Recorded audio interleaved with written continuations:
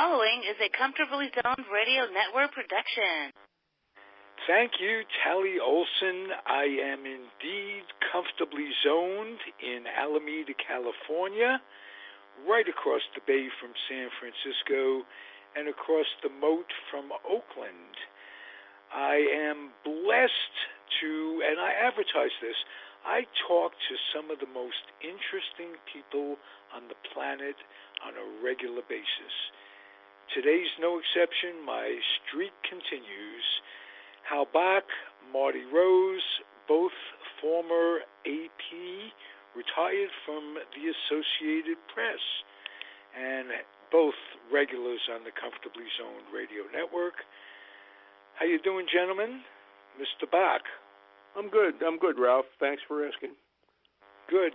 Mr. Rose. Very good, Ralph. Just trying to keep it cool.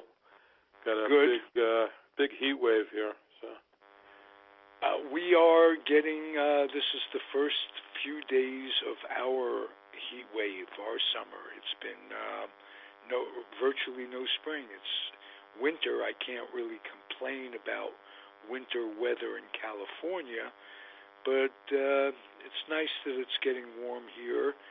How about up in New York, Mr. Bock? What's the weather like? It's been okay. We had a kind of a funny day today. It was cool and kept threatening to rain, but never quite did. And we had storms all around us, but not here. And it's supposed to warm up the rest of the week, but into the 80s. You know, that's what you expect this time of year. Yeah. Humidity is what gets you, though. Oh yeah. That's what I find refreshing about Northern California. Virtually no humidity along the lines. I remember it being 80% humidity or some ungodly numbers when I was growing up. It was terrible. Anyway, I have so much to talk to you guys about, but I want to note, last time I had you together, you guys reminisced about Marty's uncle and your friend from the AP, Murray Rose.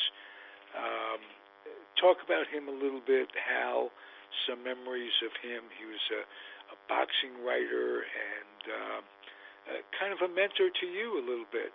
He sure was. Murray was probably the leading boxing writer of his generation, and he was a wonderful, wonderful guy. And if you had a question, if you had an issue, and you went to Murray, he told you what to do. I remember one of my favorite Murray Rose stories is I got annoyed with something that happened at the AP. I don't recall what the issue was, and I sat down and I wrote a scathing note to my boss, to the sports editor.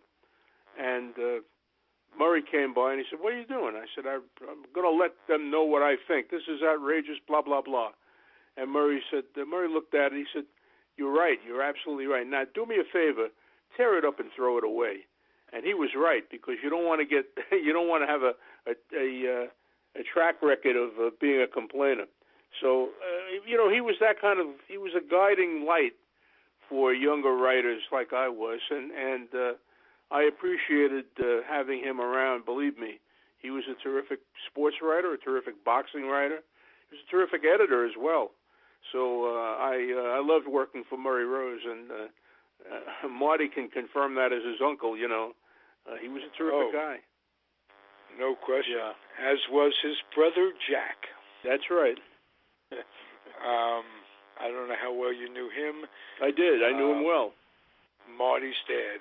And Marty went on to work at the AP. How many years, Marty? 42. Between you, 42, you say? Yeah. Hal has 43, if I'm not mistaken. Well, it's 43 if you count my summer replacement time.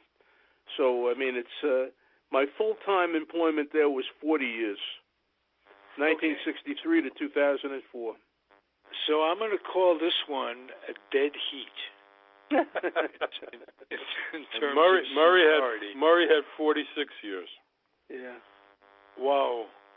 How about your dad? Your dad worked there, yeah, too. he's a long time, too, yeah. He could have made it a couple of years longer to retirement, but it wasn't in the cards, you know.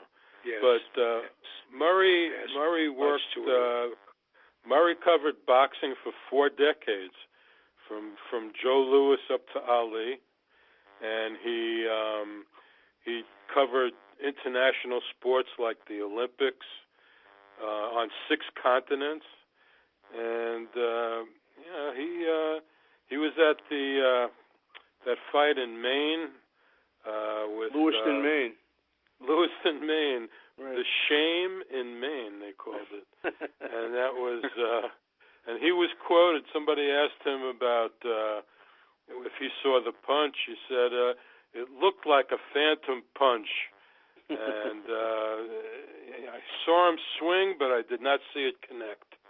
So everybody had a different view on that particular Murray, fight. Murray went to a lot of Olympics, and he was did. fascinated by the fact that the country of Australia had an Olympic swimmer whose name, Marty, was Murray Rose. I know that. I know. Yes.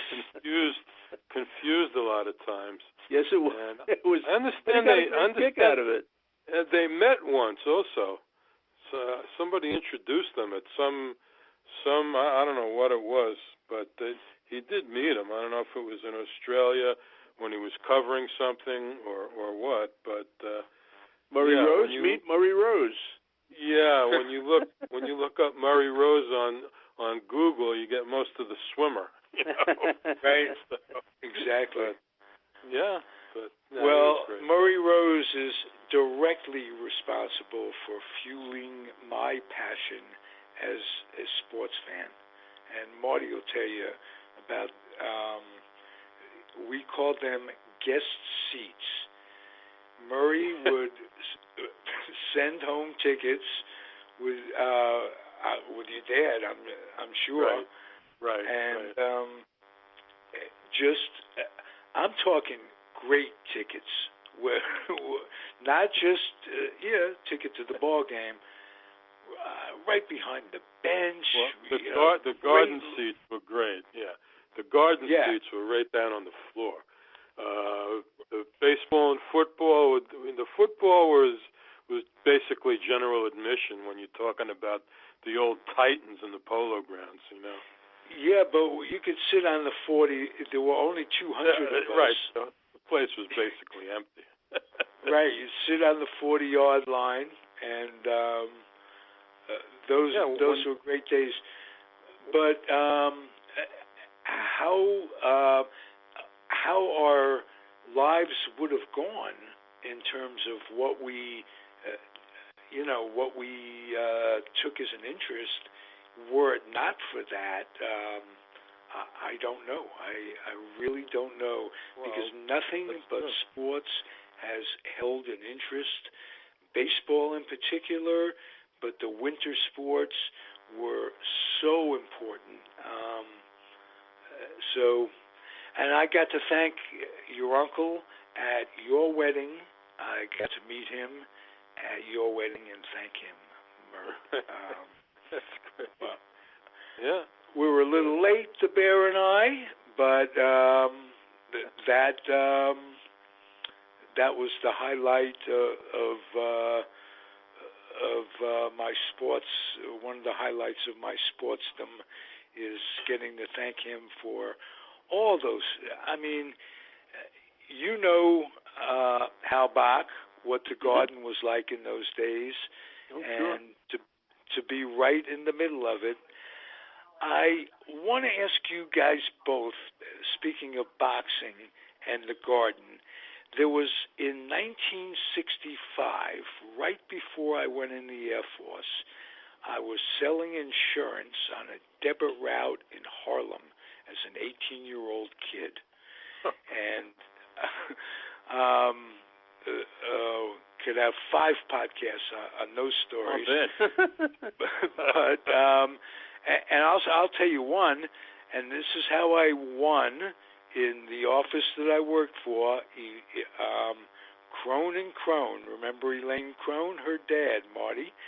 had an insurance agency, and they took me in and they taught me. I was the youngest agent licensed in New York State at one time. Wow. And that's a big state. And they took me in and they taught me how to go apartment door to apartment door in the ghetto, the real ghetto, and just knock on the door and they'll give you money for burial insurance. Just ask them in a nice way. Would you give me money for that? And they did, and I'm 18 years old, and I'm making more money than the teachers that I'm doing this part-time while I was a super senior. I'm making more money than the teachers. It was incredible. And until one day, I come back with even more money than I'm used to. And they go, how did you make this? I said, well, where were you? I was on 149th Street. Little Jewish kid with a briefcase and a suit walking around. 149th Street in Harlem was like Murderer's Row, they described it. And Elaine's dad says, I got to get you out of here. I'm going to take you to Corona, and you could work in Corona. And I did that until I was going to go in the Air Force to beat the draft. But so I worked and they hadn't seen an insurance man in years. So everybody wanted to buy, but I was so ignorant and so fearless because I had no idea where I was, really. But I win a prize, and it's a ticket to a triple header boxing match at the Garden. Wow. Do you guys remember that? It was a triple championship. Emil Griffith was in one. Wow. And I don't remember the other boxers, but it might be the only triple header championship match. Does you recall that, Hal? I do not, but I'll bet Murray Rose was at ringside. I'll bet he was. In 1965, for sure. Wow. Marty, do you remember that match? No. Okay. I can't say I did, but I was at a match at the Garden where they had one of those riots. I had ringside seats. I was with my friend Jason, and there was an unpopular decision, and the stuff started coming down from upstairs, and we had a skedaddle. We were like carried more or less by the crowd into the aisle and straight out the door into the street. It was like one of those crazy. It was nuts. I don't remember if it was like Ishmael Laguna, one of these. I don't remember. It might have been him. I can't remember who was exactly fighting, but that happened a couple of times at the Garden. So that I remember that one for sure. All right. Hey, I hate to interject a somber moment, but we had two of our really beloved athletes pass away this week. Marty, start with you. Well, Bill Buckner, of course, was a really good baseball player. I mean, not a Hall of Famer, but he had 2,700 hits and 1,200 RBIs. Played for 22 years, and that's amazing in itself. Right. And played. And he for played on a teams. bum ankle. I think he might have gotten those 3,000 hits. Were his ankle not injured? Well, that could be true. Yeah, he did have quite a few injury. Looking at the games played, yeah, he did have several years where he didn't play a lot of games. So, the irony of Billy Buckner is he's remembered for that terrible error in the 10th inning that allowed the Mets to score the winning run in Game 6 of the 1986 World Series. And, he gets blamed for that, but there's a lot involved here. First of all, the Red Sox was substituting a guy named Dave Stapleton, who was the backup first baseman. Throughout that series, Stapleton was a defensive replacement for Billy Buckner because, as Marty mentioned, Buckner had a bum ankle. He had a bad ankle. That game, that decisive game, well, it wasn't the final game, but it was a key game. John McNamara, the manager of the Red Sox, left Buckner out there. Now, why did he leave Buckner out there? Well, there's a simple answer to that question.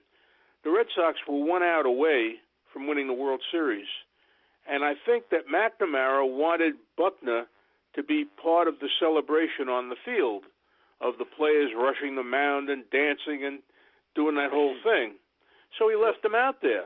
That was a pivotal mistake because Billy was playing on a bum foot. I think both his feet were messed up. Then furthermore, also the game had already been tied, right? Thanks to Calvin Schiraldi.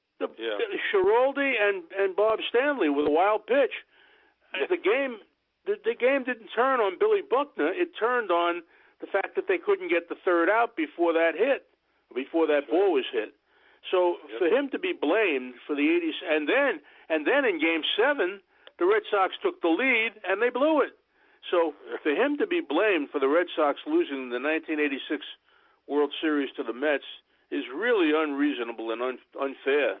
Billy Buckner was a heck of a good ball player. He batted, I think, .289 for his career. He never struck out. I think he struck out the most in 1 year. In 1 year was 39 times. So he always put the bat on the ball. No, he had more. 1 year he had more stolen bases, 31, than strikeouts. There you go. He was a terrific ball player for his time. Was he a Hall of Famer? Probably not. He was probably just short of the Hall of Fame, but he almost had 3,000 hits. And if he had 3,000 hits, he would have been in the Hall of Fame. So for him to be burdened and saddled with this goat's horns for the 1986 World Series is really unfair, in my opinion. Yeah, definitely. For sure. Well, he handled it with such grace. He spoofed himself in a Larry David Curb Your Enthusiasm episode. And if you go to YouTube and look that up, anybody, you'll get a real appreciation for his self-effacing manner, and he will be missed. Hal Bock, your memories of Bart Starr? Bart Starr was the quarterback for the Green Bay Packers when the Packers were really football's first dynasty, modern football's first dynasty. Under Vince Lombardi, they won 5 championships. They won the first 2 Super Bowls. He was the MVP in both of them. And my memory of Starr was he is a cool customer. He never got rattled. He was a pocket quarterback. He didn't run around like Fran Tarkenton and some of the others. He stayed back there and he surveyed the field and made the plays. And, you know, in those days, quarterbacks called their own plays. They weren't called from the sideline. So that's an additional feather in his cap. He was a terrific football player, a terrific quarterback, first at the University of Alabama and then with the Packers. And later he coached the Packers, not very successfully. The team was on the decline when he became their coach, but he's remembered best for his quarterback, his cool nature as a quarterback, and he scored one of the most famous postseason touchdowns. The league had something called the Ice Bowl in 1967. Dallas played at Green Bay. The temperature was well below zero, and the game came down to the final seconds, and the Packers were on the 1 or the 2 yard line. and they were losing, and it was going to be one play, win or lose, and Starr called a quarterback sneak, and he went right behind Jerry Kramer, who was the right guard, and burst into the end zone, touchdown Green Bay, and the Packers win, and they went on to go to the Super Bowl and win the Super Bowl. So Bart Starr had a great career, and he was a great man. He was a humble man, and he was a great humanitarian in his post-football days. He was a great contributor to a number of causes. So Bart Starr should be remembered warmly by football people. Well, yeah. Hey guys, that is a terrific tribute to both men, and wow, those Packers teams really those queued Packers up. teams are so good. I mean, I don't know about you guys. Maybe you can do this, but I can't come up with player. If you give me a year and a team, who are the best guys, I don't have a memory for that. I can't do that. But when I'm thinking of Bart Starr, immediately I'm getting Taylor and Horning and McGee and Kramer and Thurston. Those guys, I seem to know those names. That was a dynasty. That was the best team in great football. Yeah, no question. Hey, I've got a trivia question. Boyd Dowler in the Yes, end that's zone. right. Yes. That's right. He was a wideout. I've got a trivia question for you two guys, a baseball trivia question. Today, excuse me, today is an anniversary, a very famous moment in New York baseball history. Do either of you have any idea? I'll give you a hint. It has to do with Ralph's favorite team and my favorite team. Do either of you have any idea? Very important moment in the history of the New York Giants. Oh. Was it the war hero? No. The World War I hero? No. You'll never get it. But I have it for you. All right. But the day Willie Mays came up? What's that? Day Willie Mays came up? You're close. Oh, yeah? You're close. His first home run? Mays came up a few days before, and he went 0 for 22 or so in Philadelphia. He came up to join the team in Philadelphia. And he went to Leo DeRocha, the manager, and he said, Mr. Leo, I can't do this. Send me back. And DeRocha said, you're the center fielder. Be quiet. And on this date, in 1951, 20-year-old Willie Mays hit a home run, his first major league hit off Warren Spahn in the Polo Grounds. Wow. That was his first major league hit, his first of 660 home runs. And how many more would he have had if he hadn't lost 2 years to the Army? Right? Well, I don't think he won his first game until he was 25. Spahn. I'm not following you. Spahn didn't win his first major league. Spahn. That's right. Well, Spahn was a war hero. Spahn fought in the Battle of the Bulge. So, I mean, you can't take anything away from Warren Spahn. But for Willie Mays... When you said 2 years in the Army, I blanked out there. You're talking about Willie. I'm sorry. Yeah, but Willie went off to the Army in 1952. And he spent 52 and 53 in the Army. Now, in 52, he started the season with the Giants, and he played maybe the first month. And I remember his last game was at Ebbets Field, and he caught a ball against the wall in Ebbets Field, a line drive that Bobby Morgan hit. Bobby Morgan was one of a parade of shortstops that were going to take Pee Wee Reese's job and never did. And Morgan hit a shot, and Willie laid out in center field and caught the ball. He was perpendicular. I mean, it was parallel to the ground, diving catch. And I thought to myself, this guy's going to the Army. They're going to miss him for 2 years. And they did. They did. But when he came back in 1954, he led the Giants to the World Series, the World Championship. So that's my Willie Mays trivia. Today's the anniversary of his first home run. And he's now 88 years old and living in San Francisco. and remains the greatest player I ever saw play the game.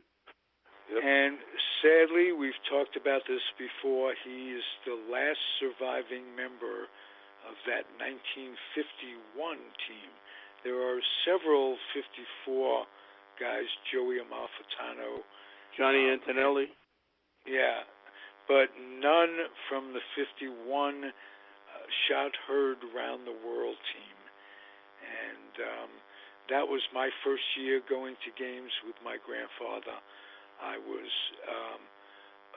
just old enough to remember the Giants before Willie was called up and after he was called up, and my grandfather telling me about the changes where Thompson went in to play third base, for instance, Bobby Thompson, for when Willie came up, and